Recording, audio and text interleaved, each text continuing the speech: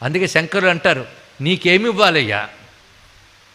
బంగారం ఇద్దామా అంటే నీ చేతిలో బంగారు కొండ ఉంది, మేరు పర్వతం. కరస్థే హేమాద్రవు. పోనీ ధనం ఇద్దామా అంటే నువ్వు ఇస్తే కుబేరుడికి ఆ పోస్ట్ వచ్చింది. నీ ఇంటి దగ్గర అలకాపురులు అలా కూర్చుని ఉంటాడు, అక్కడ పిలిస్తే పరిగెట్టెట్టు.